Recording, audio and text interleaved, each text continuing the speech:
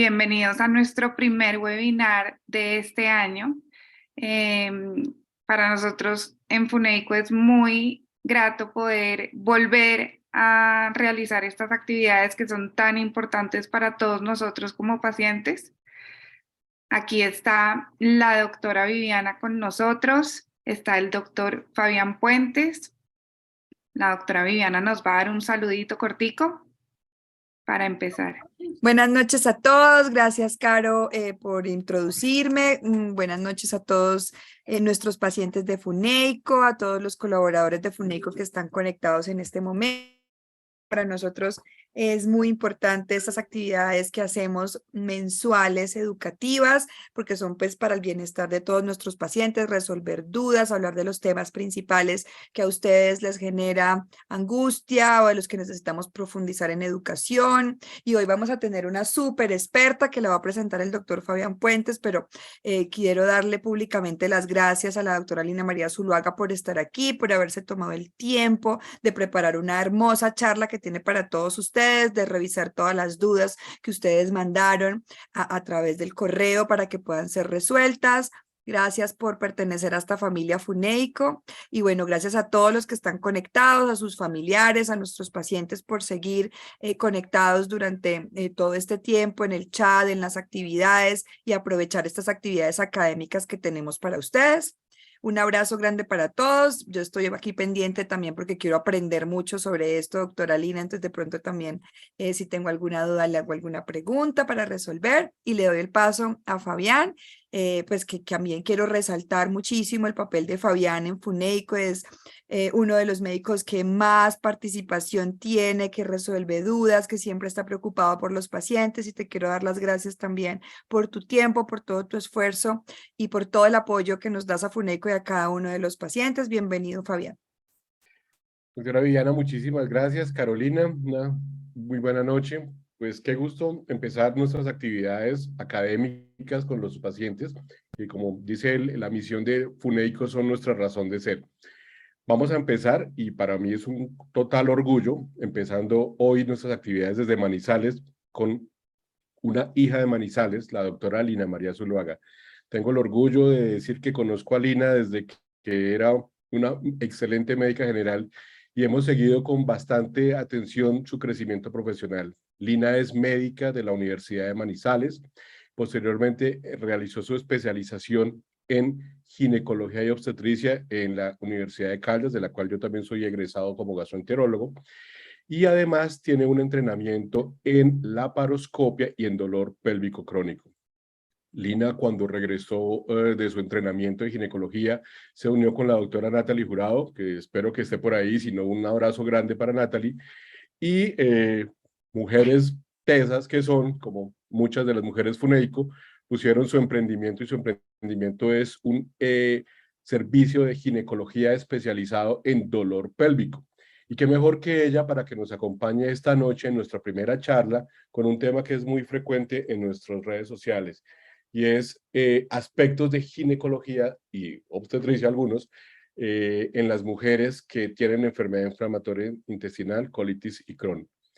Lina además reparte su tiempo académico, su parte cuando no está trabajando y no está haciendo sus interesantes videos en redes sociales. Ella se dedica a cuidar a Máximo y a Candelaria, que son dos hermosos pastores alemanes que le tienen su casa hecha un mirus. Pero está hoy acompañándonos y esperamos que todos ustedes aprovechen, todas y todos aprovechen ustedes, porque muchas veces los hombres también tenemos que estar bastante, muchas veces no, los hombres teníamos que estar comprometidos en muchas cosas de la salud femenina que no le paramos atención y solamente cuando nos tenemos hijas o cuando tenemos muchas pacientes empezamos a hacernos preguntas que a veces no son fáciles de contestar. No más preámbulo, los dejo con ustedes y reitero mi agradecimiento a Lina y un gran agradecimiento. Linita, estamos contigo. Gracias. Buenas noches a todos. Pues estoy muy feliz de estar acá. Fue un reto porque realmente pues no tenía un gran conocimiento del tema, entonces me tocó sentarme a estudiar para poder estar acá y me di cuenta lo importante que es esta condición para nosotros los ginecólogos y viceversa. Fue extremadamente interesante y pues traté de abarcar la mayor cantidad de información y cosas importantes en cada etapa de la mujer, porque esta condición va a afectar a la mujer en literal todas sus etapas. Entonces, ya. ¿Pueden ver mi charla? ¿Sí? Sí, Sí, señora, se ve Perfecto. claro. Perfecto. Entonces la mujer es un ser de la naturaleza que es extremadamente versátil durante toda su evolución, desde la niñez hasta la menopausia. Y va a tener diferentes cambios que se van a ver reflejados en cada una de estas etapas. Curiosamente, la condición de la enfermedad inflamatoria intestinal también va a tener repercusión en cada una de ellas y hay que tener unos puntos pues muy importantes para considerar. Entonces, lo primero, ¿qué pasa con nuestra mujer en pubertad y durante sus ciclos menstruales? Esta niña o esta mujercita que recién fue diagnosticada en su niñez por pediatría, puede ser, va a haber un efecto de la condición sobre el desarrollo de su pubertad y estas niñas van a tener una pubertad retrasada, o sea, van a empezar a sus ciclos menstruales mucho más tarde. Todo esto va a estar dado básicamente por la malnutrición y los efectos proinflamatorios. Se va a ver también en pacientes con una cosa que nosotros llamamos la amenorrea secundaria, o sea, que la mujer ya empezó ciclos menstruales, pero que por algún motivo hubo un cese durante varios meses de la menstruación. Y algo extremadamente importante, y es que estas pacientes, desde que van a empezar sus ciclos menstruales, pueden empezar con un síntoma muy importante llamado la dismenorrea o el cólico durante la menstruación, que generalmente va a ser un dolor muy intenso y va a requerir manejo. Resulta que durante estos episodios de dismenorrea o durante la menstruación va a haber una reacción inflamatoria que es normal, que ocurre en el momento en el que se produce el sangrado y esta inflamación va a tener repercusión en los síntomas intestinales. Entonces, muchas veces la paciente irá probablemente inicialmente donde el gastroenterólogo a manifestar que de pronto tiene dolor asociado a su menstruación y se pueda confundir realmente por esto con una recaída de la condición y resulta que simplemente es durante su periodo menstrual que se va a exacerbar el cólico menstrual que puede tener repercusión o no en los síntomas intestinales, entonces puede haber episodios de diarrea o de estreñimiento y se confundan con una recaída de la enfermedad. Entonces, estas alteraciones en pubertad y menstruación van a estar dados por también fallan el crecimiento, como les dije, la desnutrición y el uso crónico de los esteroides, que van a ser muy importantes para ayudar a la remisión de los síntomas de la colitis y de la enfermedad de Crohn. También va a estar dado porque el intestino es un órgano que es rico en receptores de todo, entre ellos receptores hormonales. Entonces, eso nos explica los diferentes síntomas que puede tener la mujer durante sus etapas según en el que se encuentre. Entonces, por ejemplo, es muy marcado los síntomas gastrointestinales en la mujer durante el embarazo, que van a estar dados por la progesterona, que es la hormona típica de la embarazada, y va a tener estreñimiento, reflujo gastroesofágico o disminución de la actividad biliar. Y la paciente durante su menstruación pues va a tener mayores náuseas, distensión y, como les dije, aumento. Entonces, aquí en esta hermosa gráfica es para mostrarles cómo va a variar el estado hormonal de la mujer durante el ciclo menstrual. Entonces, vamos a imaginar que esto ocurre durante 28 días. La primera parte del ciclo, que la podemos ver en la imagen de abajo, con unas curvitas, esta curvita inicial que se ve como sangrando es lo que ocurre cuando nosotras menstruamos, ¿sí? Esta caída en la menstruación va a estar dada por la caída de los niveles hormonales que se van a producir en el ovario.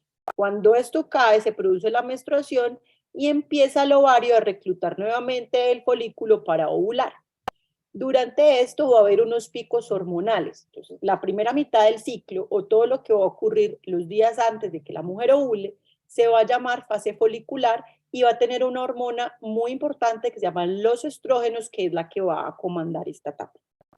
Coincidencialmente, el aumento de estrógenos en sangre puede verse intestinalmente con aumento de la actividad intestinal y pueden haber episodios de diarreas.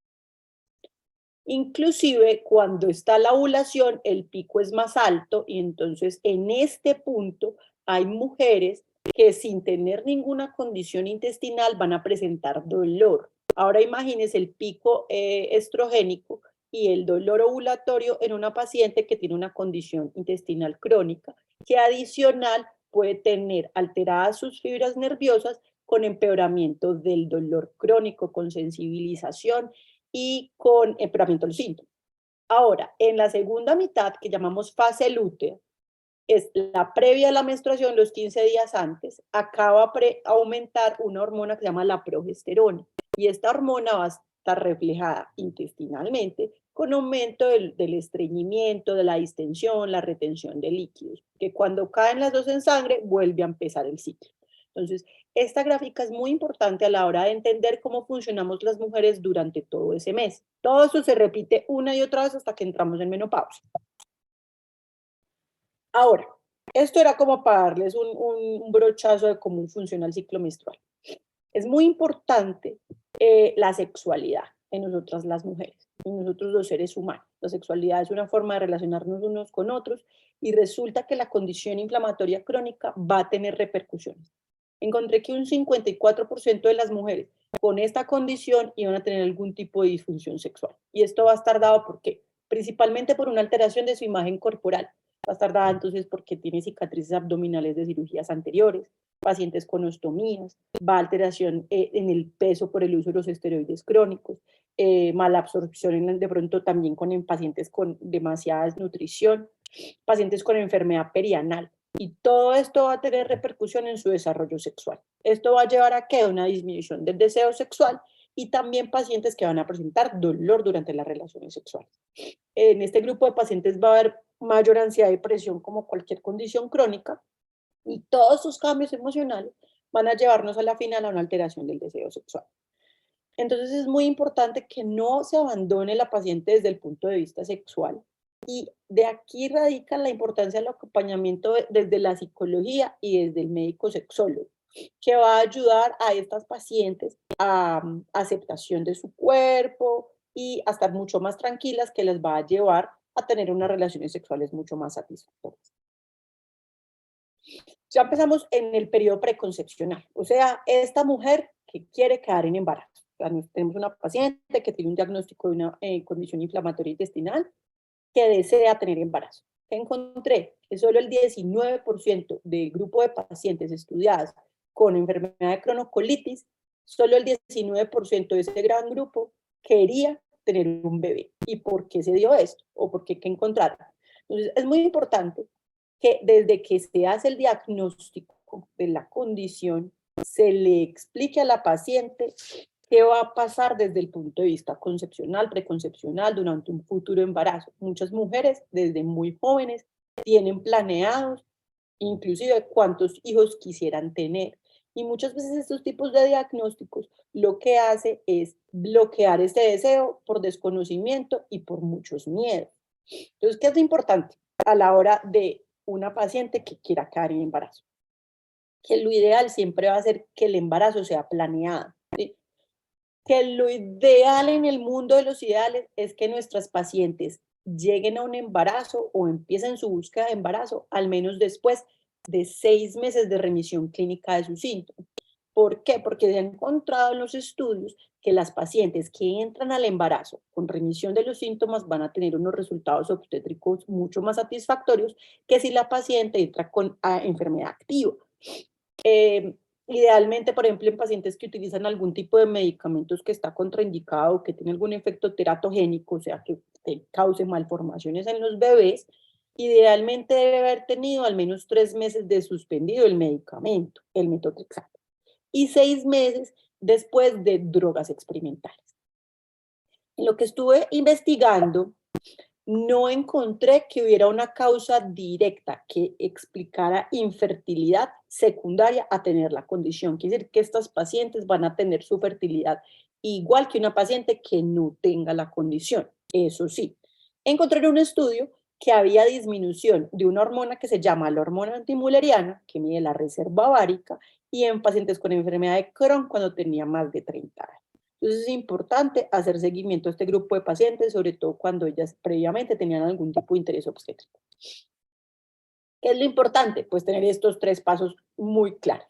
En la primera parte, o sea, ¿qué hacer cuando yo quiero quedar en embarazo? Primero, determinar cuáles son los riesgos que mi descendencia tenga la misma condición.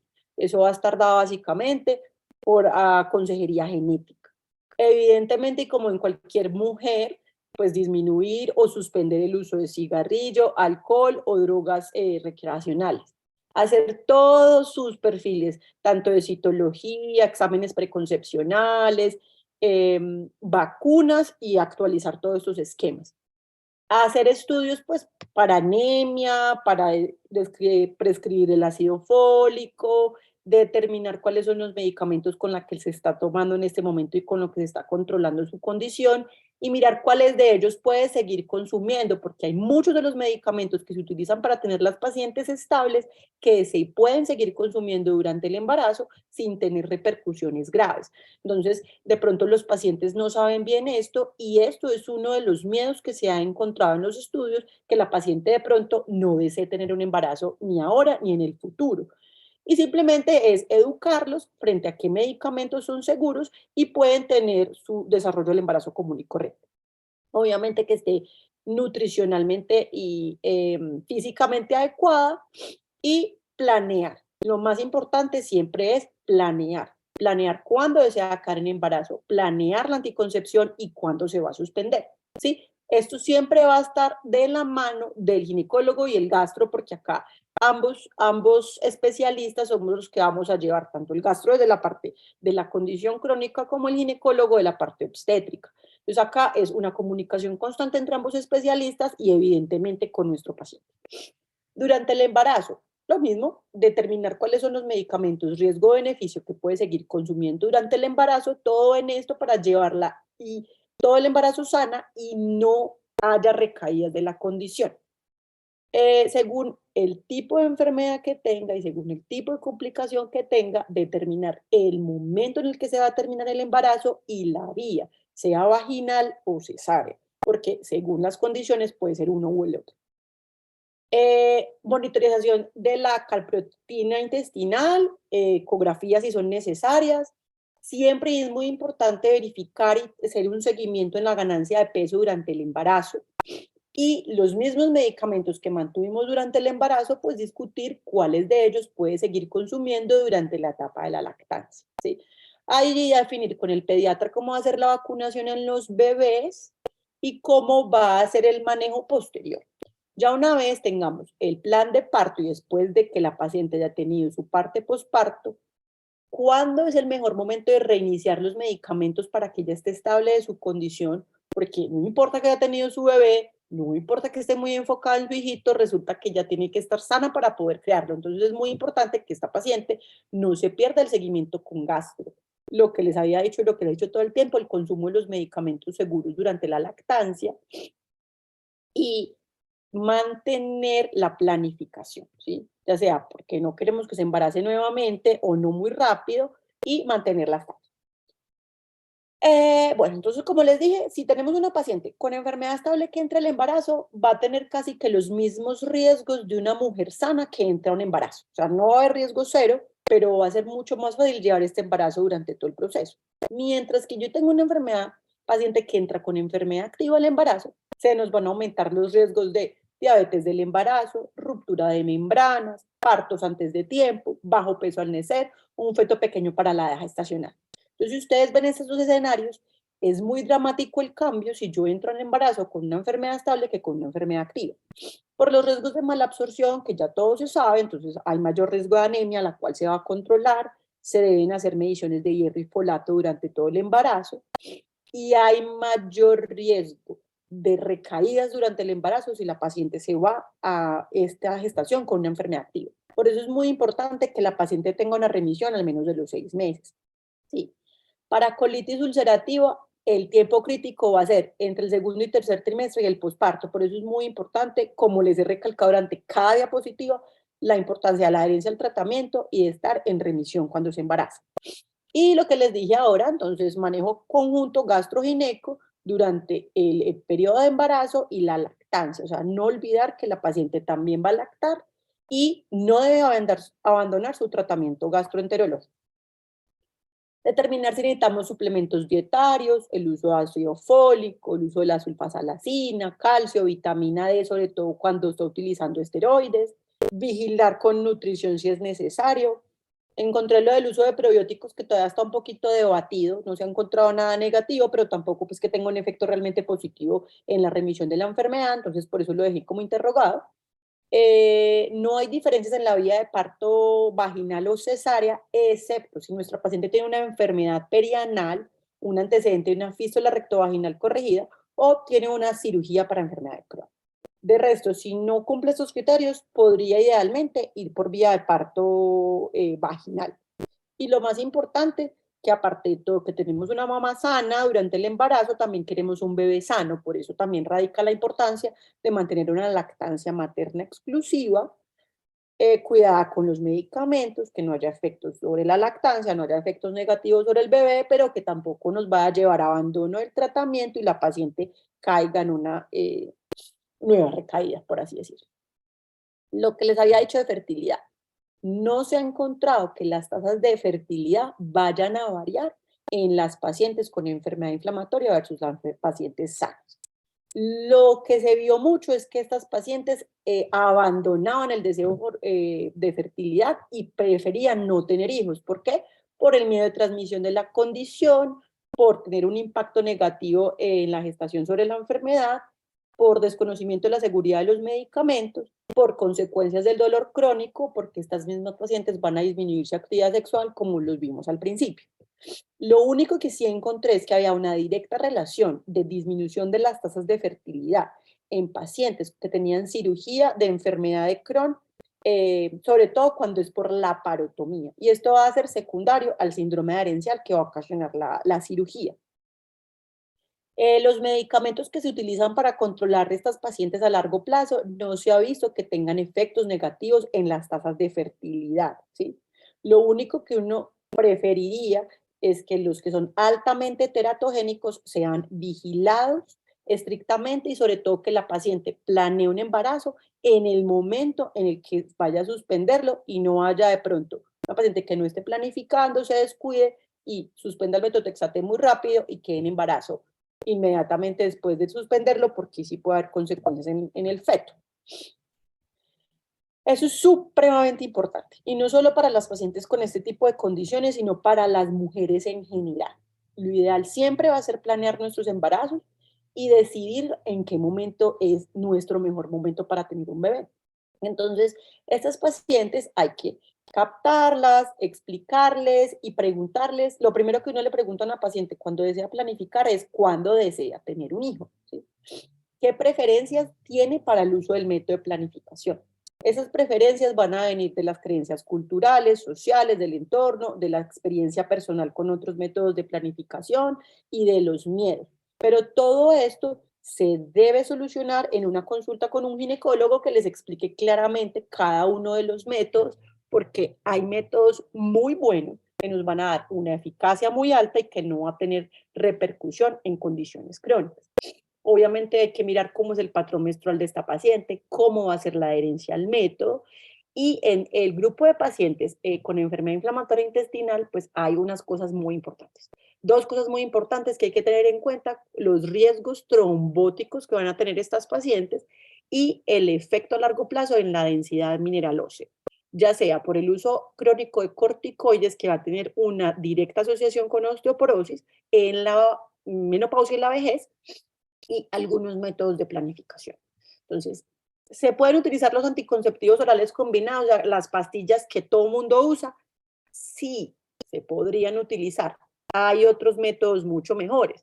¿Qué pasa en los pacientes que pueden utilizar anticonceptivos? Tener en cuenta que si la paciente está consumiendo anticonceptivos orales cuando está con la enfermedad activa, va a tener mayor riesgo de formación de eventos trombóticos, sobre todo también si se llevó a una cirugía reciente, si está en inmovilización, si hay una deficiencia vitamínica, una depresión de volumen o unos usos crónicos de corticoides.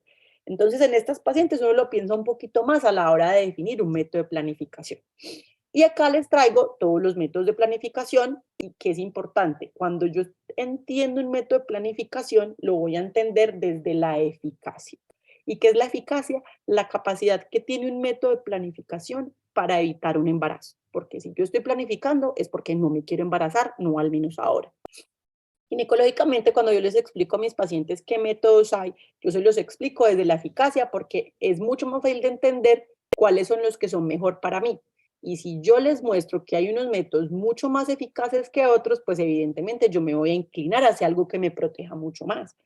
Entonces tenemos los de abajo, que son los métodos de barrera o de comportamiento. O sea, llámese ritmo, llámese DAISY, llámese método sintotérmico, llámese preservativo. Y la eficacia de eso es extremadamente mala. Tiene una eficacia de fallo del 12 al 24%. Eso se traduce en más de 18 embarazos en 100 pacientes, ¿sí? Entonces, ¿qué pasa? Si yo tengo una paciente planificando con el ritmo, con nada o con un preservativo, y tengo mi paciente con una enfermedad activa, entonces tiene más riesgo de embarazarse estando con la enfermedad activa, pues con las consecuencias que ya hablamos. Entonces, esto es idealmente no utilizarlo, nunca. Tenemos los anticonceptivos orales combinados o los inyectables que también pueden utilizarse. Tienen una mejor eficacia, una eficacia del 99.2 al 99.4%. Esto se traduce en 6 a 9 embarazos en 100 usuarias, que es ya mucho mejor que los 18 de abajo. ¿Puede mejorar los síntomas gastroenterológicos durante la menstruación? Sí, porque yo voy a tener un control sobre la ovulación, sobre los picos hormonales y sobre la cantidad de la menstruación. Si yo tengo una paciente menstruando mucho menos, voy a tener una paciente con menos dolor y con menos recaídas desde el punto de vista de síntomas gastrointestinales. Pero lo que les he dicho y les dije en la diapositiva anterior, hay que tener cuidado en las pacientes que tengan alto riesgo trombótico o pacientes que tengan las condiciones que les dije abajo, actividad de la enfermedad, uso de esteroides, una cirugía reciente o una inmovilización. Por ese motivo, es mejor irnos hacia métodos locales. ¿Cuáles son los métodos locales? Bueno, hablaba pues de la inyección de depósito, que es la Depo-Provera, que es muy común que se utilice en pacientes que están en etapa de lactancia, que es la inyección de los 3 meses. Esto, lo único que no es tan chévere de esta inyección es que puede disminuir la densidad mineral ósea. Si tenemos una paciente que ya la tiene baja por el uso de los corticoides, pues no es tan buena idea. Por eso les quería hablar de los dispositivos intrauterinos y el implante subdérmico. ¿Qué es lo bueno de estos métodos? Estos métodos son los que se llaman ginecológicamente los LARC, que por sus siglas en inglés son anticoncepción reversible a largo plazo. ¿Puedo hacer una pausa que están timbrando? 5 minutos. Tranquila, doctora Lina.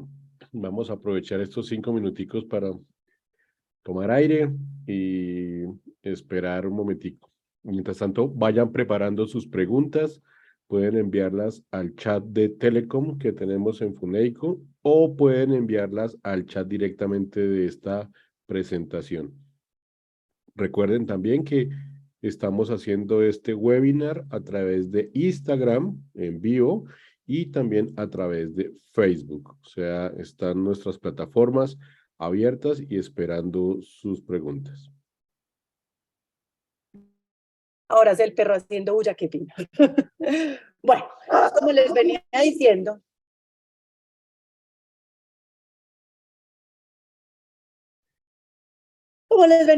están los dispositivos intrauterinos, sea el hormonal o el de cobre, y los implantes subdérmicos. ¿Qué es lo bueno de estos métodos? Estos métodos son libres de estrógenos. Al ser libres de estrógenos, este grupo de métodos va a ser muy útil en todo este grupo de pacientes, sobre todo cuando tienen riesgos trombóticos. Entonces, tenemos el implante subdérmico, que es la barrita que se pone acá en el brazo, y puede ser de una barra que dura 3 años o 2 barras que duran 5 años. El principal efecto va a ser aumento de peso o acné, pero en general no tiene riesgo trombótico. Y tenemos los dispositivos libres de hormona y hormonales. ¿Qué es importante? Hace unos años, los dispositivos hormonales no estaban incluidos en el plan de beneficios, pero ahora todos estos métodos están incluidos en el plan. ¿Qué quiere decir? Que cualquiera de ustedes puede acudir a su EPS, hablar con su ginecólogo y definir, mire, yo estuve leyendo, me asesoraron, quiero saber acerca más de los dispositivos intrauterinos hormonales, y lo más importante, se pueden poner. Segundo punto más importante, se pueden poner y con sedación, ya que algunas de mis pacientes tienen miedo de utilizarlo, por miedo al dolor, por desconocimiento, porque les da impresión tener un cuerpo extraño dentro del útero. Pero de hecho, estos métodos, los locales, ya sea el libre de hormona o el hormonal, tienen unos puntos muy importantes. ¿Y cuáles son? Son ampliamente efectivos. La eficacia de planificar con un método de estos, por ejemplo, el dispositivo intrauterino hormonal, me da una eficacia del 99.8%. ¿Y eso cómo se traduce? En 2 embarazos y mucho en 1000 usuarios. Entonces son unos métodos altamente efectivos a largo plazo, con mínimos efectos secundarios. Los pueden utilizar pacientes que tengan polifarmacia, o sea, que tomen muchos medicamentos. No va a haber efecto en el hígado, no va a haber efecto negativo en el peso. Son muy buenos para controlar cantidad de sangrado y dolor con la menstruación.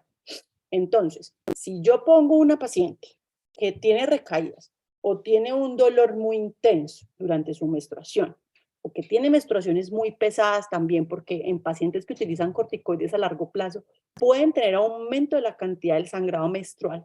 Yo cojo a esta paciente y la ponemos a planificar con un dispositivo de estos, le vamos a mejorar el patrón de sangrado.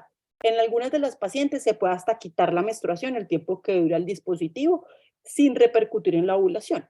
Entonces no va a haber problemas hormonales con disminución de los estrógenos, sino que solo vamos a estar alterando la producción de la menstruación y mejorando el cólico, ¿sí?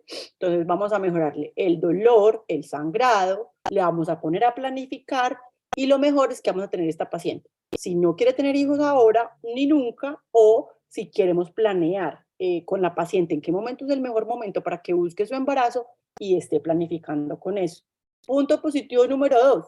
Estas pacientes, una vez acabe el periodo de puerperio, que es 6 semanas después del posparto, o lo que conocemos normalmente como la dieta que dura 42 días, estas pacientes pueden ir nuevamente a un dispositivo a estos, ya que no va a afectar la lactancia, como si lo van a afectar las anticonceptivas orales combinadas o la inyectable del mes. Además, que la paciente en el posparto va a tener mayor riesgo trombótico, entonces no es lo ideal llevarla con anticonceptivos con estrógenos, ¿sí? Entonces es muy importante que empiecen a conocer que pueden planificar con el dispositivo y es extremadamente seguro, cómodo, es eficaz. Es como yo les digo a mis pacientes, es como estar planificando sin planificar. O sea, no tienen que tomar una pastilla, no se tienen que preocupar por absolutamente nada más.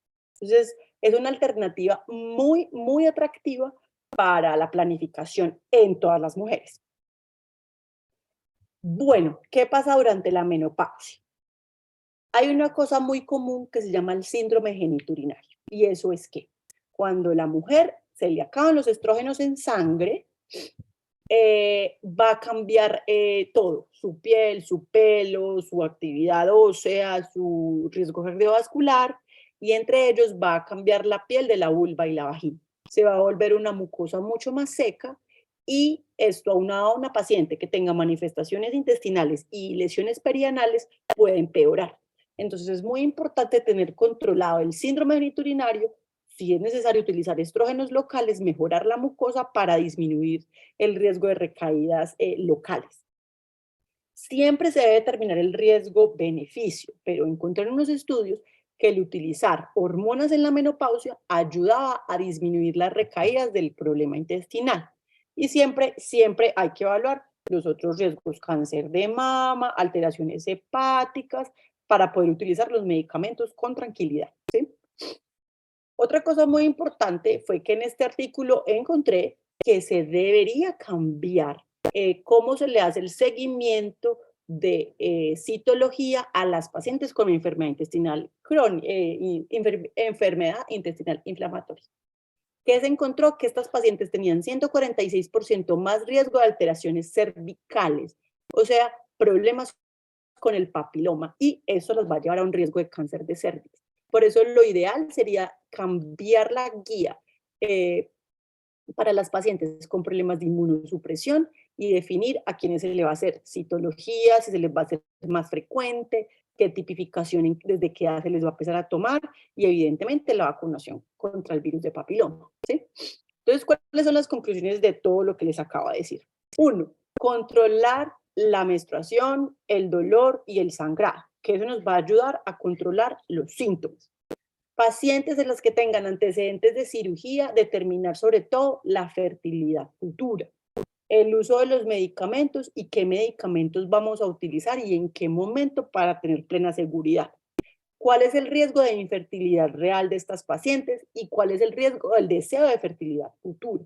Siempre tenerlas planificando y lo ideal en el mundo mundial sería que estuvieran todos nuestros pacientes con métodos LARC, sea DIU de cobre, DIU de hormona o implante subdérmico. Preferiblemente un DIU de hormona. Como en todas las condiciones, suspender el consumo de cigarrillo. Tener nuestros pacientes en menopausia controladas, tanto los síntomas menopáusicos y ayudarnos para que los síntomas intestinales también estén controlados.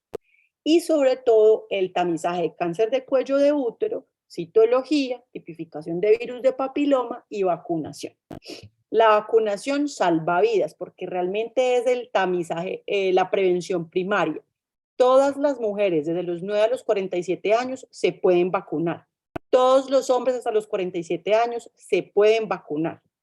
Es la única manera que tenemos para disminuir las repercusiones del virus del papiloma, sobre todo en este grupo de pacientes, que es el grupo de pacientes de alto riesgo por tener condiciones autoinmunes y uso de metotrexate, corticoides, que van a disminuir aún más la inmunidad. Entonces, básicamente eso es lo que quería compartir el día de hoy. Traté de abarcar como de a poquito de cada cosa y creo que ya podemos pasar a las preguntas, que hay muchas, me imagino. Y muchas gracias por su atención. Estas son mis redes sociales para que nos sigan en De Mujer a Mujer Ginecología en Instagram. Y listo.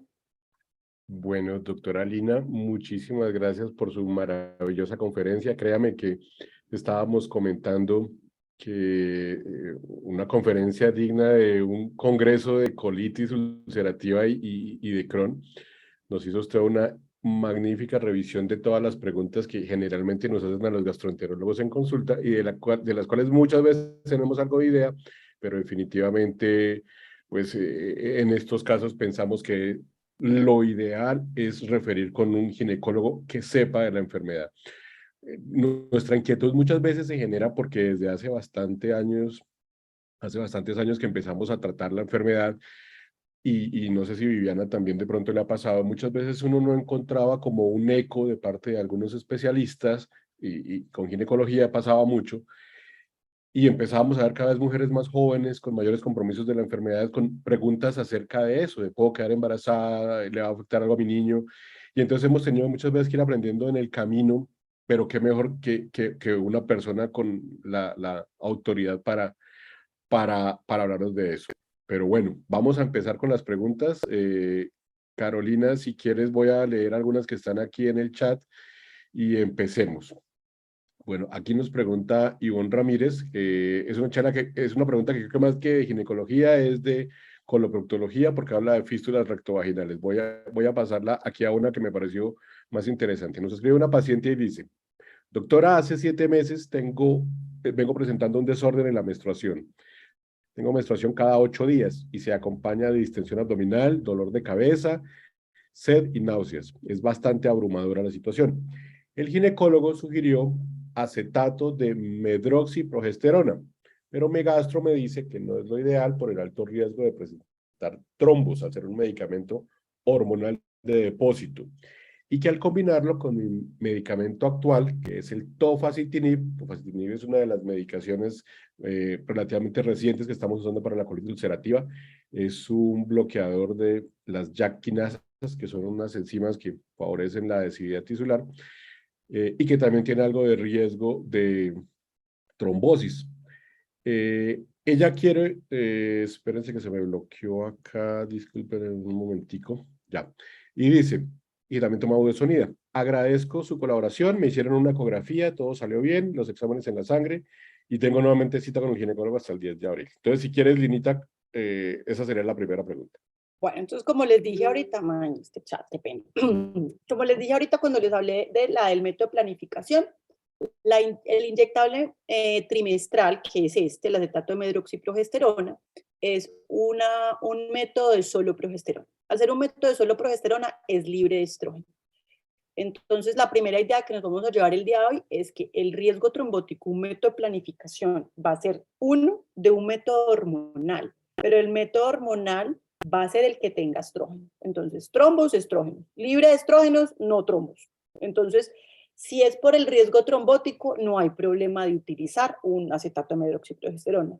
Pero el problema de la acetato-medroxiprogesterona es que va a aumentar la sensación de distensión abdominal, que puede ser por la retención de líquidos que va a ocasionar la carga hormonal que tiene, porque es una carga sistémica, o sea, es un método que al ser de depósito da vuelta, por así decirlo, por todo el cuerpo para que haga su efecto anticonceptivo. Entonces, si yo tengo un método que me va a aumentar la retención de líquidos, distensión abdominal, posiblemente la paciente no se sienta muy cómoda con el uso, sabiendo que tiene una condición crónica que puede llevar a síntomas que pueden simular de pronto o una recaída o que no se está sintiendo del todo bien.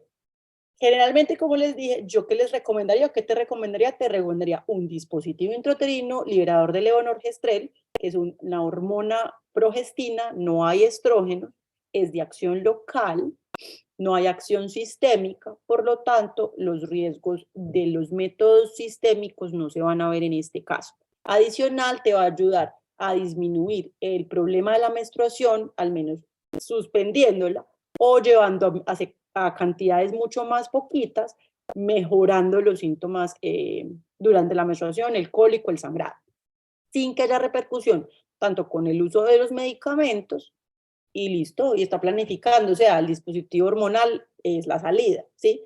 Inclusive, aunque dure 5 años, 6 años, 3 años, porque hay diferentes tipos de dispositivo hormonal, si tú quieres embarazarte en 2 años, 1 año, te puedes retirar el dispositivo en el momento en que tú quieras y buscar el embarazo. Porque algo importante de los métodos que duran varios años es que no es que es una condición, que si yo me puse un DIU de cobre que dura 10 años, tengo la obligación de aguantármelo 10 años. Yo me lo puedo retirar cuando yo quiera, sea porque no me gustó, no me sentí bien o porque porque quiero un bebé. Entonces, yo te recomendaría que te podría ir mucho mejor con un dispositivo hormonal que con la inyección. Lina, yo ahí tengo una pregunta porque ahí es donde más se generan dudas. En estos de depósito de altas dosis, ¿cuál es el tip que le debemos dar a los pacientes? Para que es que ellos hablan de marcas, ¿cierto? Entonces, para uno es más Sí. difícil cuando le dicen a uno marcas, de que cuáles no tienen absolutamente nada de estrógenos para no aumentar el riesgo de trombosis y qué progestágenos son más seguros en estos de depósito, porque a veces es práctico para el ginecólogo y práctico también para el paciente cuando no quiere un DIU, algo trimestral o algo mensual, ¿sí? Porque no se les olvida, porque incluso en los orales, cuando tienen actividad intestinal, absorción y todo esto, pues también se ve que repercute. Entonces quería como que también para que nos enseñes a nosotros los médicos, porque yo soy de las que siempre les prohíbo las cargas hormonales. O sea, yo trato de siempre decirles no cargas hormonales. Y también me confundo un poco con estos que vienen por depósitos y tienen algo de combinación y siempre prefiero o que sean de bajas dosis los anticonceptivos si no quieren un dispositivo intrauterino, que es la mejor opción que siempre yo les sugiero. Entonces quería como que nos dieras Ajá. ese tip de cuáles, porque nos dejas claro que si son solo progestágenos no hay riesgo de trombosis, así hayan hecho trombosis con colitis, así tengan colitis activa, así tengan medicamentos que aumentan el riesgo de trombosis, nos quedamos totalmente tranquilos con progestágenos, es mi Sí, pregunta. sí, progestina sola. De progestina sola hay varias formas de administrarla. Uno está la inyección trimestral. El único problema de la inyección trimestral que a mi gusto no, yo la verdad casi nunca la mando, ni siquiera a mis pacientes del posparto. No soy muy fan de ella porque disminuye la densidad ósea, el tiempo que uno la está utilizando. Entonces, yo tengo una paciente, voy a decir cualquier cosa, de 30 años, 20 y pico de años, que es realmente el pico en el que uno más busca planificación. Y voy a tener una paciente a la que cada 3 meses le estoy dando un depósito de estos, pues sí, no le aumenta el riesgo trombótico, pero pues le estamos bajando la densidad ósea. que adicional, por ejemplo, un uso de un corticoide o de otros medicamentos que puedan tener también repercusión, pues vamos a tener una consecuencia con mayor riesgo de osteoporosis en la menopausia en esta mujer. Entonces, preferiblemente, pues no. Hay dos tipos de inyectables, el inyectable mensual y el inyectable trimestral. El inyectable mensual tiene estrógenos. El trimestral Ese está no tiene. contraindicado. Es que allí es donde yo te digo que cuando me vienen y me preguntan el inyectable, yo siempre les digo no, porque hay inyectables que traen estrógenos, ¿sí? Sí. Entonces, que idealmente no. Pues para que no te aprendas 5 nombres de inyectables, pues simplemente es la inyección del mes. No, esa no. Esa no. Y la del Esa 3 no. mes y la del tercer mes, pues es que el Crohn y la colitis, sobre todo el Crohn, produce osteoporosis, aumenta el riesgo de osteoporosis por sí mismo, por la enfermedad, por alteración en la absorción de calcio. Entonces creo que no, por ninguno de Que los no lados. Además, sería son lo ideal. pacientes que usan corticoides de manera crónica o hacen actividades y toca corticoide, corticoide. Entonces creo que también como que quede con los pacientes de que Está no es el chévere. ideal. Ujú. Y además, la trimestral tiene un efecto en el peso negativo. Entonces, las pacientes pueden subir de peso por la misma hormona. Entonces, súmale sobrepeso por el corticoide más sobrepeso por la hormona.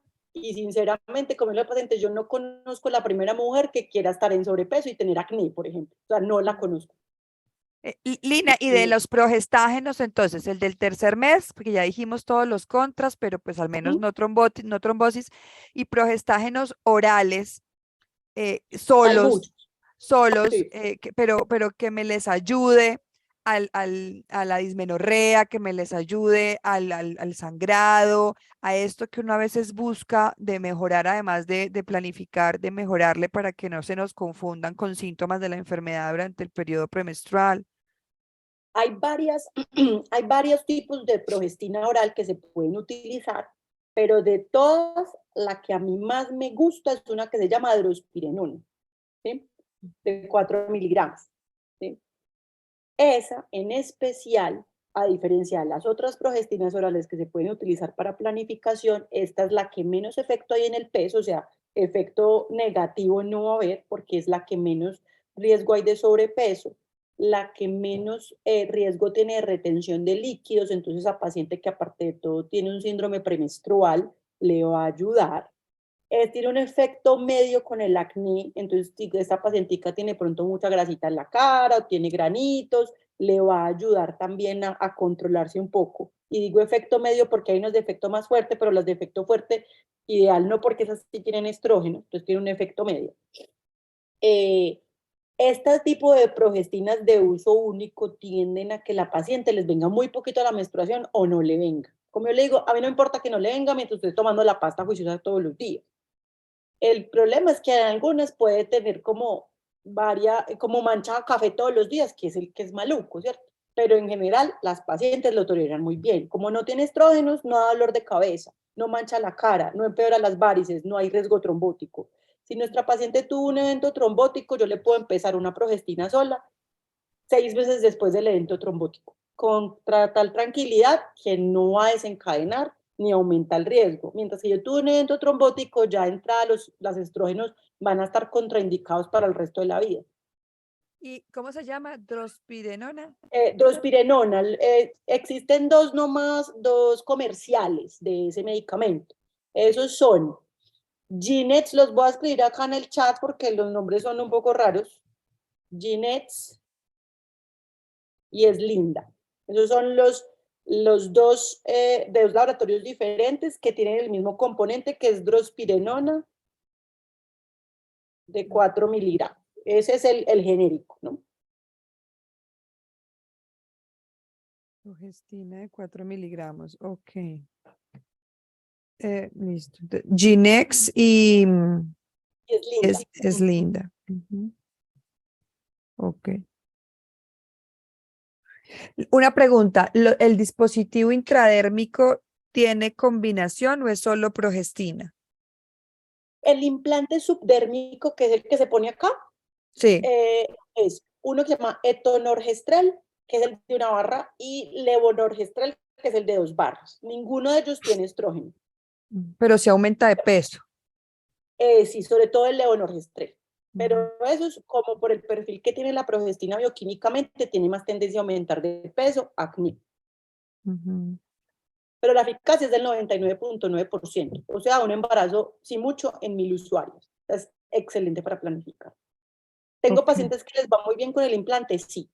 En la planificación es muy difícil de pegarle el primer método al primer momento, ¿cierto? Generalmente cuando yo estoy con una paciente en una asesoría de planificación, yo le hablo de todas las opciones, ella elige, porque la que elige el método es la mujer, la usuaria, no el médico, pero lo elige con conocimiento, o sea, con la información que yo le brindé como médico. Y basados en los gustos y todo lo que implica el costo, el gusto, la adherencia, bla, bla, bla, ya uno define un método.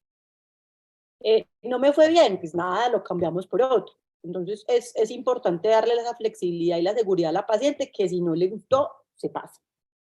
El dispositivo intrauterino liberador de hormona también tiene levonorgestrel, pero la mayoría de la acción va a ser local.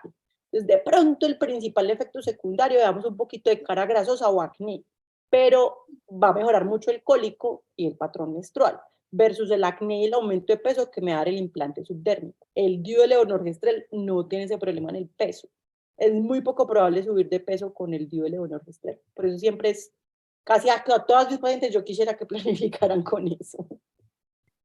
Una pregunta, la pastilla del día después, ¿tiene ¿Mm? estrógenos y progestágenos? No, esa tiene leonor. Hay varios tipos, pero la mayoría son de levonorgestrel, el post-day. O Y sea, hay uno que progestágenos, o sea, sí, solo progestágenos. sí. Lo que pasa es lo que uno busca con el método de emergencia es darme altas dosis de progesterona y cuando caigan en sangre me ocasione una descamación del endometrio acelerada. Por eso es muy común que uno después del día después ve un sangrado raro. O sea, la idea es que se descame ese endometrio, si hubo implantación se vaya pues de una vez con todo. Ujú. Pero pues no es lo ideal planificar con eso porque como se llama el método de emergencias, por si de pronto, pero no es lo ideal. Ujú. No es lo ideal. Lo ideal es planificar con uno de los otros métodos, que hay mucho para planificar. Ok. Fabi, ¿quieres continuar con las preguntas? Sí, sí, sigamos porque ya nuestro público se animó y están haciendo bastantes preguntas, entonces vamos a tratar de mezclar también de las de planificación con algo de lo que la doctora conoce mucho, que es cirugía, y aquí también nos puede ayudar Vivi. Dice una paciente que tiene miomas y que por el tamaño solo es posible una histerectomía total por la paroscopia.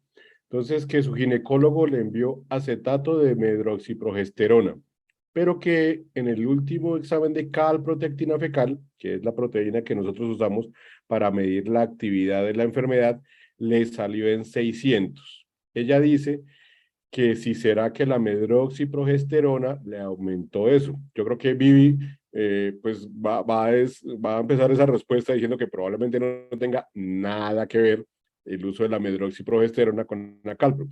Pero quiero preguntarle a la doctora, en esta misma tono de preguntas, si es necesario, cuando a una paciente la van a operar de algo ginecológico, no obstétrico, que tiene miomas y que va a hacerlo por la paroscopia, como por ejemplo su área de manejo, si es necesario la suspensión de los medicamentos que están tomando para la colitis. Porque es muy frecuente que en la consulta nos hagan esas preguntas, que me van a operar de, qué sé yo, de una hernia, de la vesícula, pero es que me dijeron que tenía que suspender el medicamento.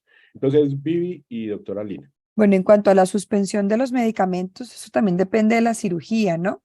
Ya la doctora nos corregirá si en estas cirugías mínimamente invasivas el riesgo de infección, porque básicamente nosotros lo suspendemos es por el riesgo de infección de la cirugía, ¿sí? Y suspendemos de acuerdo a la vida media del medicamento, para que, sobre todo en el caso de los biológicos, para que no aumente el riesgo de infección, ¿sí?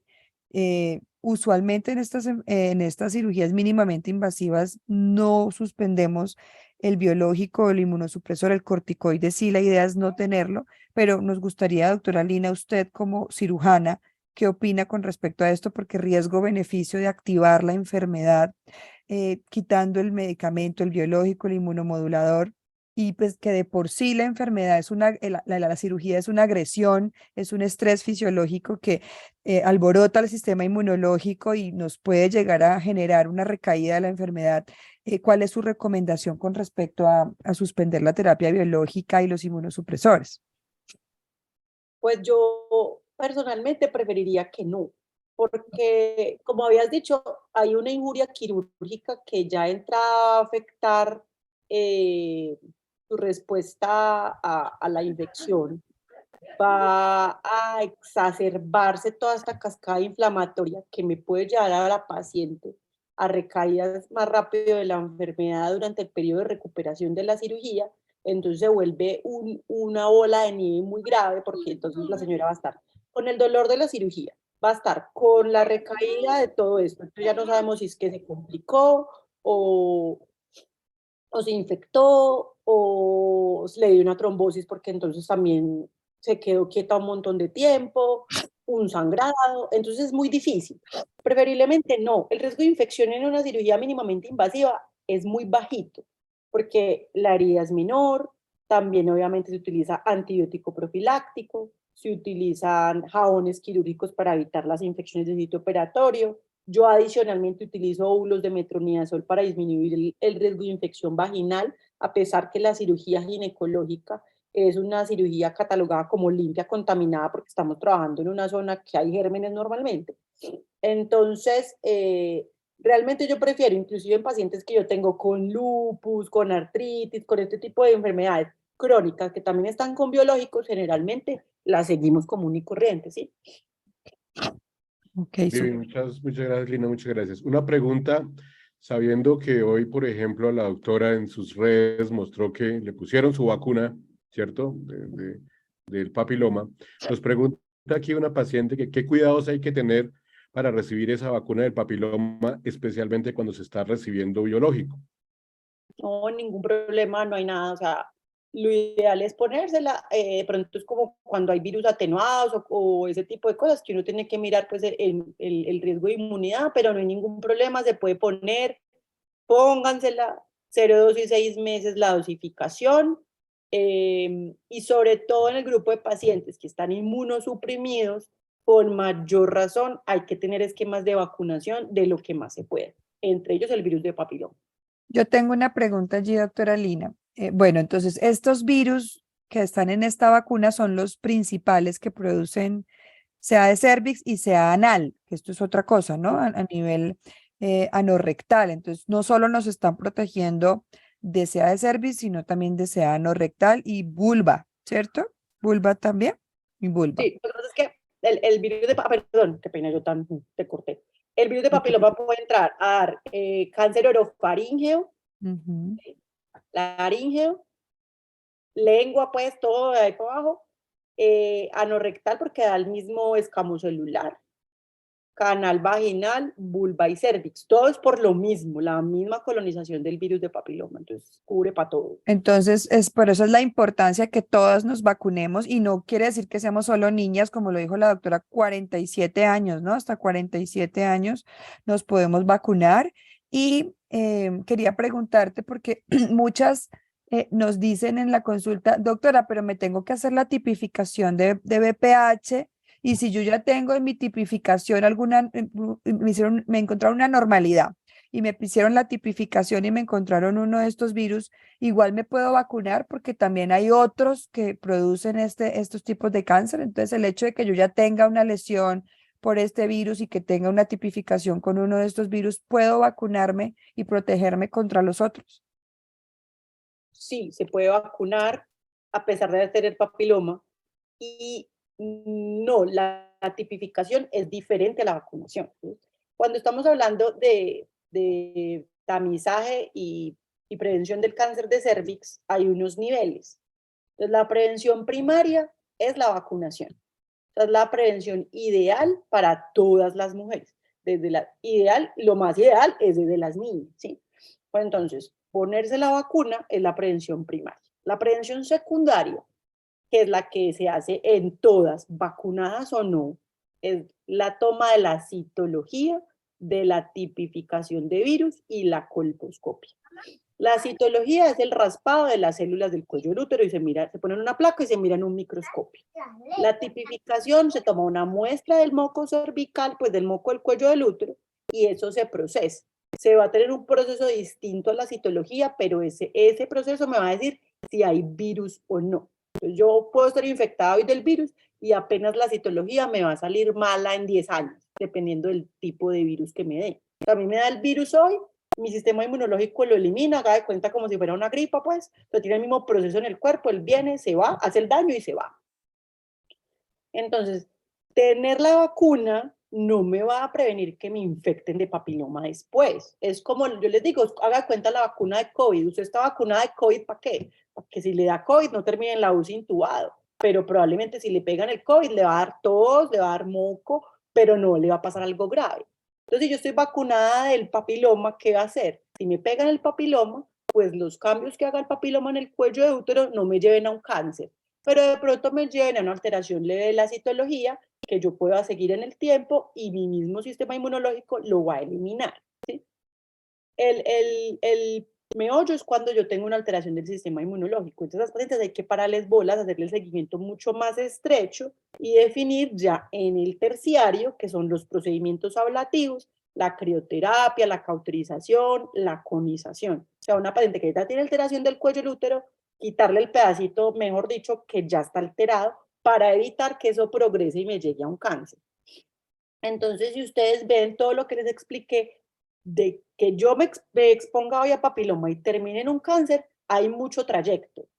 Significa que es una enfermedad prevenible, pero prevenible sí, yo me vacuno, sí me hago la citología, sí me hago la tipificación y si tengo algo me lo hago antes de que llegue al otro lado. Ujú, ok. Muy bien. ¿Me quedó claro? No, Sí, perfecto. sí, O sea, muy claro. la invitación a todas nuestras mujeres es que nos vacunemos todas a los 47 años, nos hagamos la citología y aquí quisiera que nos dijeras ahora cada cuánto y si tenemos varias Ok. normales y teniendo en cuenta que son inmunosuprimidas, entonces son una población especial y hasta cuándo se deben hacer la citología. Y algunas me preguntan, me hice la histerectomía, ¿me debo continuar haciendo la citología? Ok, También esas ok. preguntas. Entonces, la citología, la guía dice, desde los 21 años puede ser en un esquema 1-1-3, que es un año al año siguiente, y si las dos me dan normales, a los 3 años. Eso es para la población general. Yo como lo manejo en mis pacientes. Preferiblemente yo le hago la citología 2 años después de iniciada la vida sexual. Las niñas cada vez están iniciando la vida sexual más rápido. Entonces tengo niñas de 10, 11 años, ¿sí?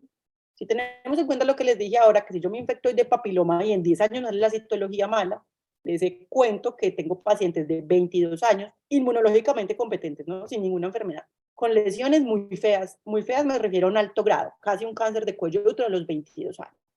Entonces, si yo a esa niña le hago nomás la citología a los 21, me la puedo encontrar a los 2 años con un cáncer. Entonces, yo prefiero hacerla desde los 2 años de iniciar la vida sexual, citología anual hasta los 23 años, desde los 23 años, tipificación de virus de papiloma, ¿sí? Ahí la guía cambió. La guía ahora dice tipificación de virus de papiloma para todas, si sale positivo colposcopia, ¿sí? Ahora, en mi experiencia personal, y vuelvo y repito, en pacientes inmunológicamente competentes, yo he tenido pacientes con citología normal, con tipificación negativa y aún así con una lesión de alto grado en la colposcopia.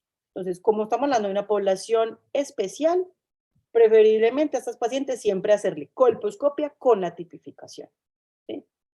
La tipificación, si sale negativa, se repite cada 5 años. O sea, ya no es cada año como la citología normal, ¿sí? Ya si sale anormal, se le repite a los 18 o 24 meses una nueva tipificación hasta que le dé negativa y yo la vuelva otra vez a llevarla cada 5 años, ¿sí? Eso en cuanto al seguimiento. Se hace hasta los 69 años, ¿sí? Normalmente. Ya Sí, dependiendo de o sea, cómo... citología y tipificación hasta los 60 años.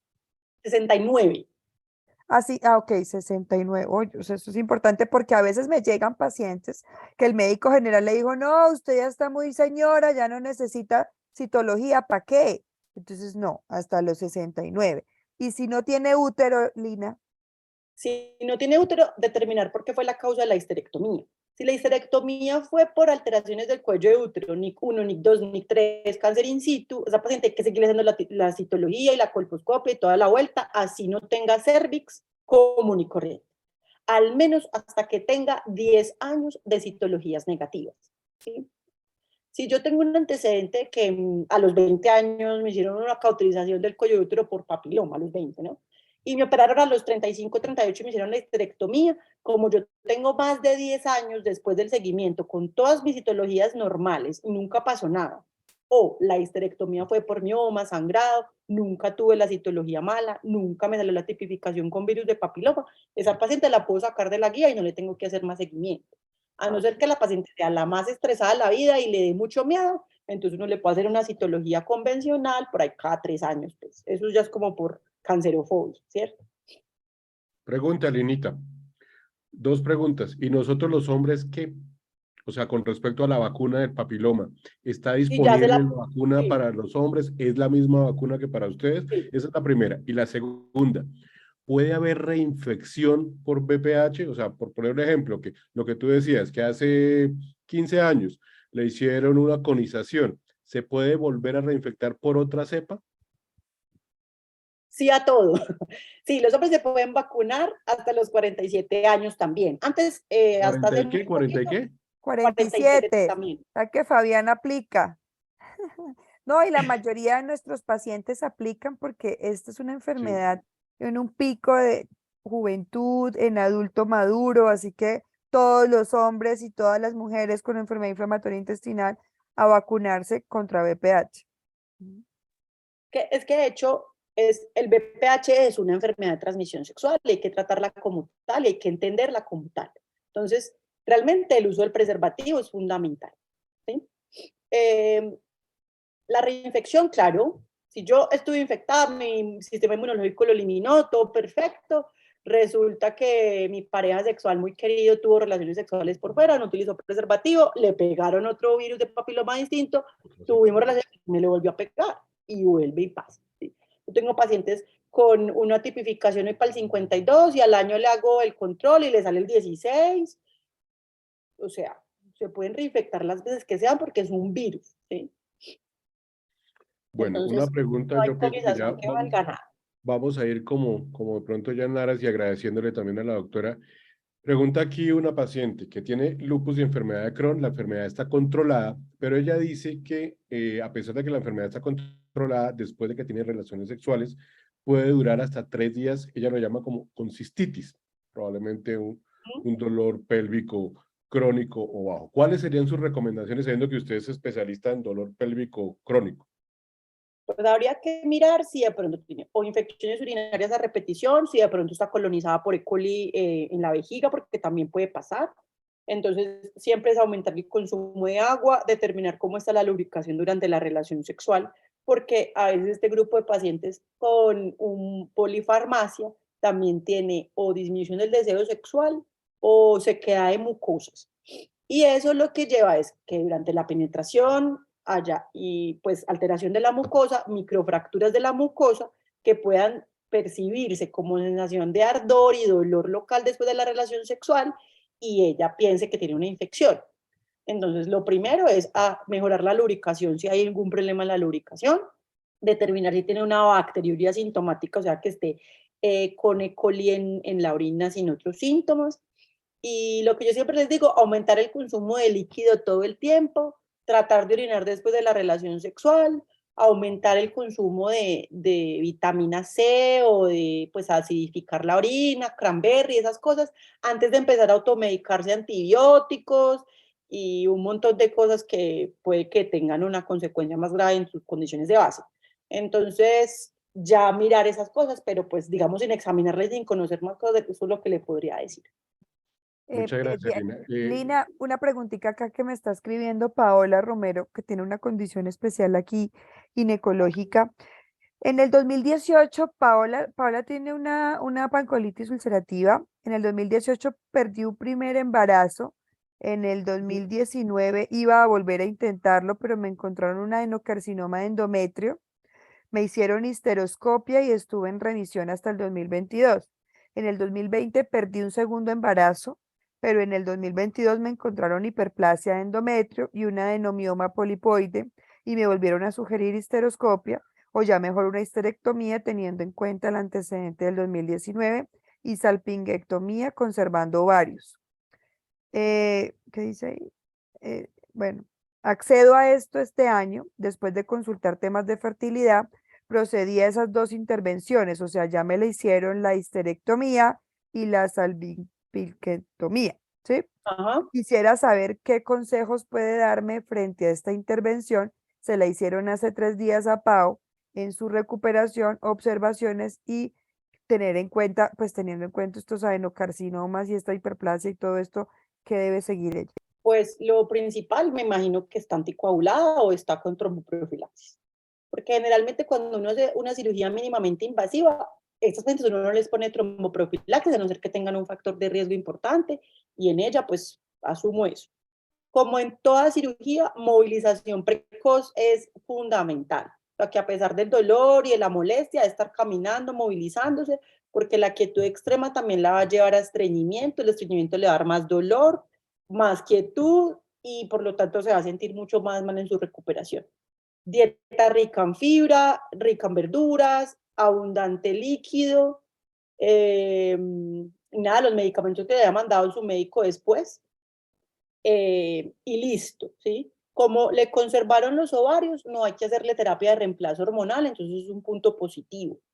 Y ya, porque como era endometrio, no hay que hacerle, el endometrio es Citología. el tejido interno del útero, que es el que responde a hormonas, que es el que yo les mostré en la primera diapositiva, que es el que uno menstrua, diferente al de cervix, que es el de cuello de útero, que es donde se afecta el papiloma, ¿sí? Porque en el útero puede haber diferentes tipos de cáncer, puede haber uno de cervix, de endometrio, de ovario, de miometrio, y todos son cosas distintas. Entonces, digamos, en ella si todo su citologías fueron normales, nunca le dio virus, nada de eso, no debería tener que hacerse más citología. Ya, No, creo que es... súper. Sí, ya, con eso es Bueno, suficiente, doctora Elena. hay muchas preguntas aquí también relacionadas, entonces pues no las vamos a leer todas. La típica pregunta, doctora, ¿usted hace consultas en Bogotá? No, pero les tengo unas colegas muy buenas que les podrían colaborar, ellas se llaman Ana Lucía y Claudia, las pueden buscar como Bienestar Pélvico. O Ahí en también el chat también contigo Y virtual. también, o sí, virtuales, ellas, ahí digamos, ellas están en Bogotá para la que quiera cita presencial y también son especialistas en la paroscopia y dolor pélvico crónico, que es pues algo del tema. Y si no, con mucho gusto virtual. Ahí yo les dejé mi teléfono, se los voy a volver a anotar. mucha gente, mientras tú lo notas ahí, quedó, le sonó mucho lo que tú dijiste acerca de la sedación para la colocación del dispositivo intrauterino. Entonces dicen, es local, eso es anestesia general, eso es sedación. Hay muchas personas que les da mucho susto cualquier procedimiento invasivo. Entonces, Vean, se las ¿cómo es eso? presento. Yo les presento la primera, la mujer más gallina del mundo. ¿Cómo pues voy a asumir aquí? A mí me encanta asumir. Asumo que acá todos en este chat nos hemos hecho una endoscopia alguna vez en la vida, porque acá todos somos pacientes gastro. Entonces, es la misma vaina, es una invenita, se pone el mismo medicamento que se pone para la sedación de la endoscopia, que se llama Propofol, un sueño delicioso, la paciente no se da cuenta de absolutamente nada, uno le pone el dispositivo tranquilísimo, relajado, se va a despertar un poquito variada y listo. Lo que va a Y eso, tener de eso se pronto, lo cubre la EPS, Lina, esa sedación. O sea, el sí, dispositivo se lo cubre la EPS, sí, pero la sedación también.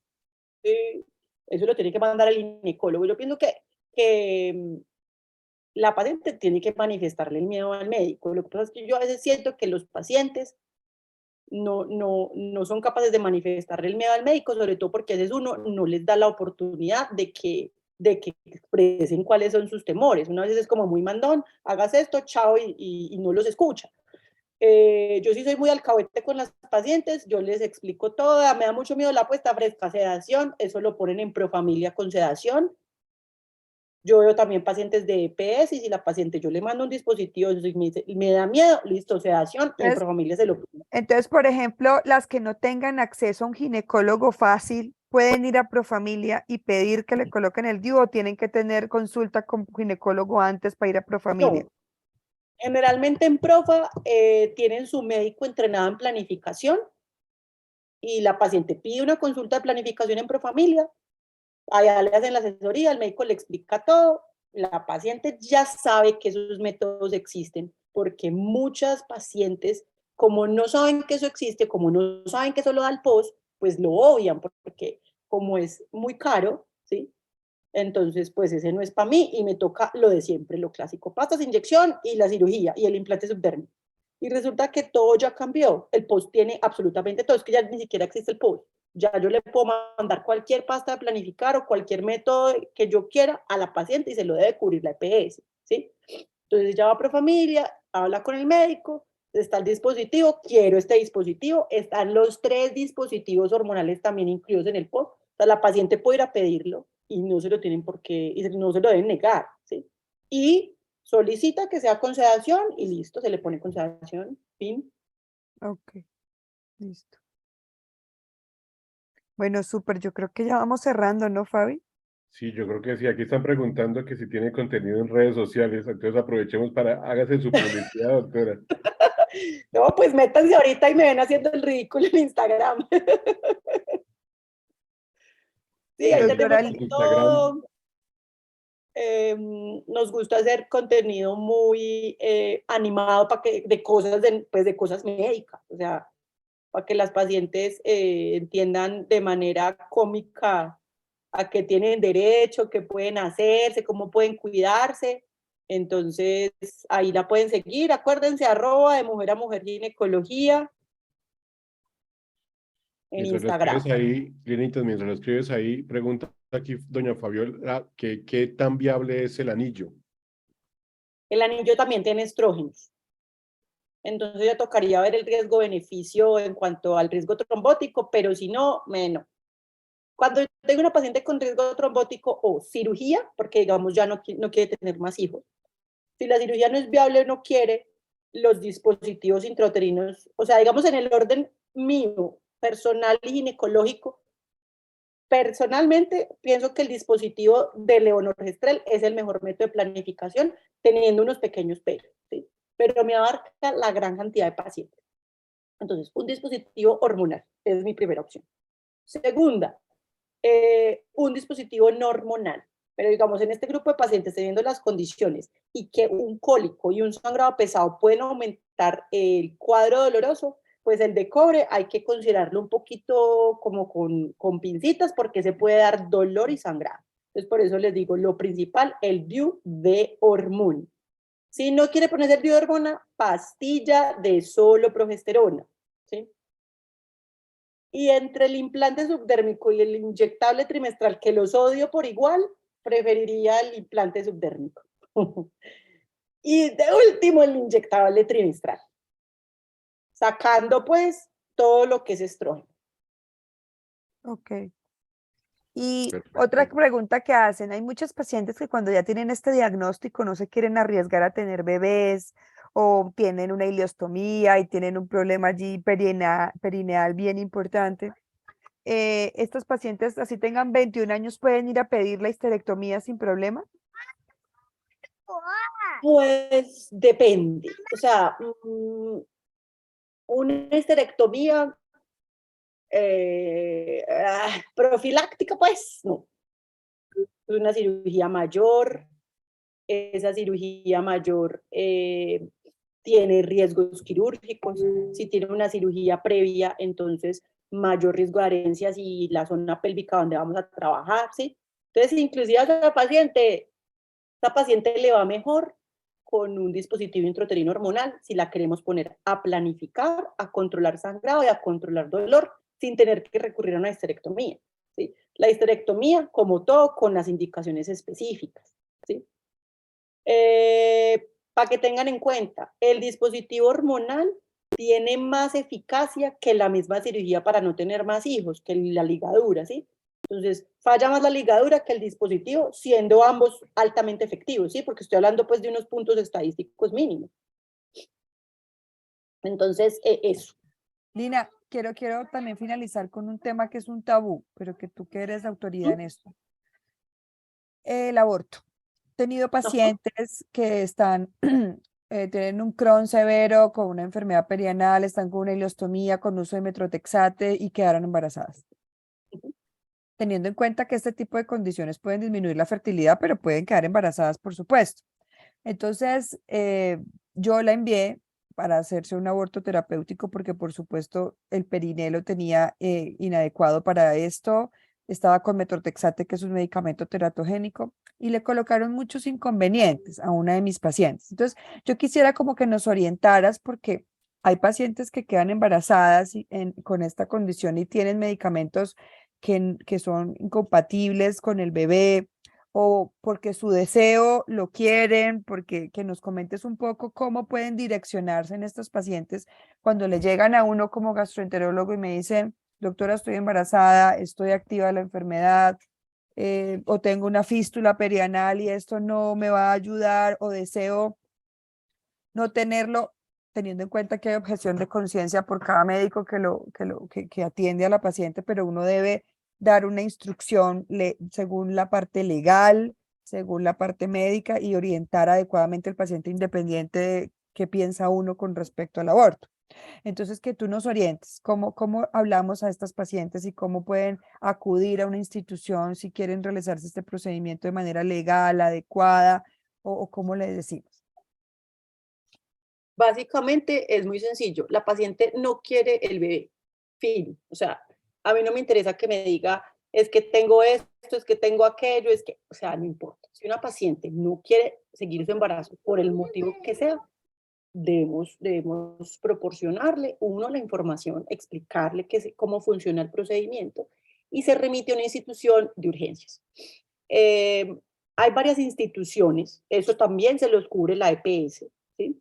Es muy importante darle la información adecuada al paciente porque cuando una paciente no quiere su hijo, pues no quiere su embarazo, independientemente de la forma que sea, va a buscar terminar. Y lo que nosotros tenemos que hacer como médicos es evitar que la paciente caiga en la clandestinidad, con los riesgos que tiene terminar un embarazo en un sitio inapropiado. Entonces, Profamilia, y hay unas instituciones a nivel nacional que se llaman Oriéntame, Oriéntame. Uh-huh. que son sitios donde se hace este tipo de terminaciones del embarazo. Lo ideal siempre sería tratar de hacerlo antes de la semana 12 de gestación, porque independientemente de las causas por las cuales la mujer no quiera seguir su embarazo, eso no quiere decir que no vaya a causar un trauma en su psiquis y que va a tener un efecto psicológico pues negativo en ella, ¿cierto? Pero entre más grande va a estar un embarazo, pues la terminación va a ser, a mi modo de ver, mucho más traumática, ¿cierto? Entonces, uno lo cubre la ley, ningún médico, por más objetor de conciencia, le debe negar el derecho a la paciente de terminar un embarazo. Y si yo estoy catalogada como un objetor de conciencia, debo tener la responsabilidad médica de pasársela a un colega que lo pueda practicar sin negárselo. O sea, lo más importante es que la paciente no le pueden poner ningún tipo de trabas en el momento en el que ella quiera terminar un embarazo, ¿sí? Entonces, hay instituciones donde la ponen a voltear que el psicólogo, que el psiquiatra, que el no sé quiéncito, y la ponen a poner 3 vueltas, 2 días, 3 días. Eso no, o sea, su derecho está en terminarlo, en terminar una institución que le brinde las garantías que va a salir muy bien. Y entonces no hay ningún problema. O sea, la objeción de conciencia no es que yo me lavo las manos y deje a la señora a la deriva, ¿no? Entonces yo no le lo puedo hacer, pero está Pepito que se lo haga, ¿sí? Entonces, Profamilia y Oriéntame, como para uno poder decirle lugares, Sí, porque pueden mandar directo allá. en ese caso de mi paciente fue a una urgencia y la embolataron. Entonces, por eso como que tengamos esos lugares para que las pacientes sepan. Ok, listo. Bueno, Fabi, yo creo que ya por la hora, discúlpanos, Lina, que se nos extendió tanto. Tenemos muchísimas preguntas, pero ya todas tienen las redes sociales de la doctora. Pueden también sacar una consulta virtual con ella. Como vemos, es experta en el tema, conoce la enfermedad inflamatoria intestinal, que es lo más importante, porque Lina, es difícil encontrar un ginecólogo que sepa de esto. Es difícil. A Pues veces, ya me puso a estudiar. a veces uno siente que el ginecólogo es nuestro enemigo porque el ginecólogo va y le dice a la paciente cosas contrarias a lo que nosotros le decimos, o le suspende, por ejemplo, aquí también que quiero dejarlo claro, le suspende los medicamentos cuando queda embarazada, que es una de las cosas que queremos dejar muy claros, que nunca deben suspender la terapia biológica, excepto el metrotexate, que es el único contraindicado, no suspender la satioprina, no suspender la mesalazina, nunca suspender su tratamiento cuando se den cuenta que estás embarazada, porque es lo primero que uno hace. Estoy embarazada, dejo de tomar todo lo que tomo porque me da miedo por mi bebé, pero esto no se debe hacer. Estos medicamentos son relativamente muy seguros y es más peligroso que usted suspenda el medicamento durante el embarazo a que lo continúe porque puede generar peores desenlaces en el bebé y en su enfermedad. Entonces, eres una mujer muy especial porque sabes ya de mucho de esta enfermedad y si los pacientes quieren consultar con alguien confiable, que sepa de la enfermedad, creo que Lina es la indicada. Mil gracias por tu tiempo, por estar aquí con nosotros. Aprendí mucho, aprendí muchísimo. Y bueno, aquí te estaremos invitando para futuros proyectos, para que nos escribas en la revista. Nos encantaría que esto que nos estás enseñando hoy lo pudiéramos resumir en un artículo de la revista de Funeico para que los pacientes se puedan sentar con más detenimiento a leer y a mirar estas indicaciones. Entonces allí te tendremos como invitada para publicación en nuestra revista. Un abrazo, Lina, y mil Igual gracias. este webinar, Vivi y Lina, recordar que gracias a Caro y Anita queda grabado para, para las redes de Funeico, para que se pueda consultar en caso de que lo quieran volver a ver, los que no estuvieron acá. Carito, no sé si tú quieres decirle algo a la doctora Lina ya como para cerrar. No, pues muchísimas gracias, Lina, por toda la información muy, muy valiosa y la intervención de la doctora Viviana también explicando muchas cosas. Con sus preguntas también nos resolvía a nosotros muchas preguntas. Yo sí espero, como dijo la doctora Viviana, que puedas escribir un artículo para nuestra revista y pues toda la información fue clarísima. Muchísimas gracias por tu tiempo y por aceptar ayudar y contribuir con Funeico. Pues Con mucho muchísimas gusto, gracias. me divertí mucho aprendiendo cosas diferentes. Vale, Bueno. muchísimas gracias a todos ustedes, a todas y a todos, como me dijeron, a todos por su ayuda, por su colaboración. Ya le estamos quitando mucho tiempo a la doctora Lina, ya querrá cenar y atender a sus perritos. Y bueno, muchísimas gracias. Quedamos entonces pendientes de nuestras redes sociales en Funeico para estar en la próxima fecha del próximo webinar. Recuerden que vienen eventos grandes este año. Tenemos nuestra celebración del Día Internacional de la Enfermedad Inflamatoria Intestinal con un programa académico y un programa social muy interesante que vamos a tener. Entonces los invitamos a que estén pendientes en las redes, en la página de Funeico, en nuestro grupo de Telegram. Vienen cositas interesantes, entonces no se despeguen. Una feliz noche, saludos a todos y pues que estén muy bien. Chao. Irita, Chao, un muchísimas gracias, abrazo a buen provecho. todos. Que estén bien.